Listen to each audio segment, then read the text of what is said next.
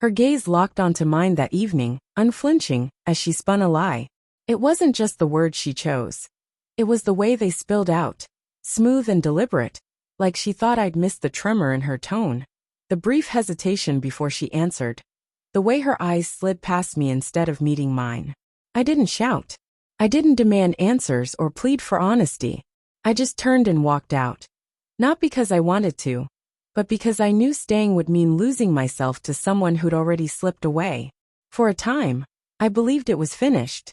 Then she returned, eyes red, clutching a confession, offering the truth I'd waited too long to hear. It began with distance. Texts left unanswered for hours, vague responses, plans that fell apart more often than they held. The woman who once shared her every thought became a stranger.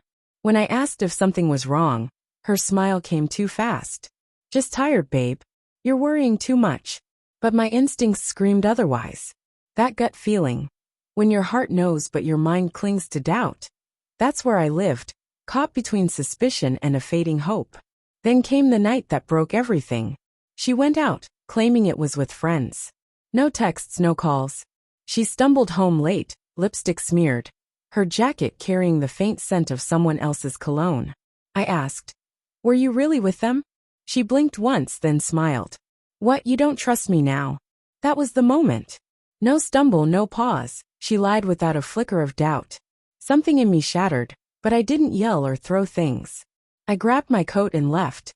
Left her, left the house, left the life we'd built. Love without truth isn't love. It's just surviving. And I was done. I moved out that week.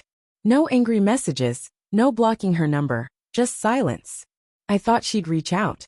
Maybe try to explain or plead, but nothing came. Just a void. In a strange way, that made it easier to let go.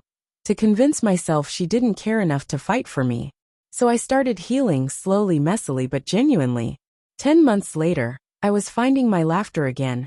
No longer checking my phone for her name, or wondering where she was. Then one night a knock came at my door.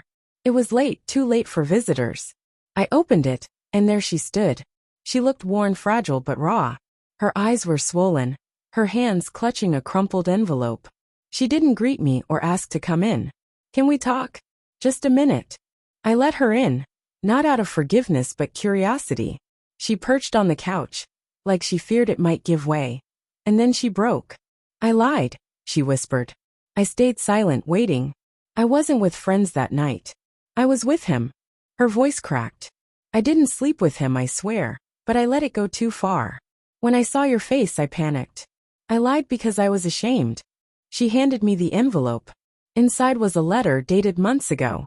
She'd written it over and over, she said, but never had the courage to send it. It laid out everything, how it started, why she let it happen, the guilt that ate at her after I left, the silence that broke her more than she'd imagined. I read it, hands trembling. She stood to leave. "I don't expect forgiveness," she said. "I just needed you to know. You deserved the truth even now." She reached the door, and for a moment I let her go. But then I spoke. "You're right. You lost me when you lied.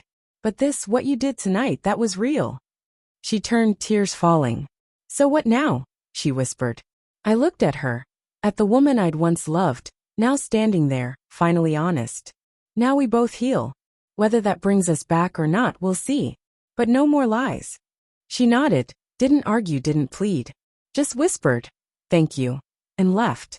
This time, her absence didn't cut as deep.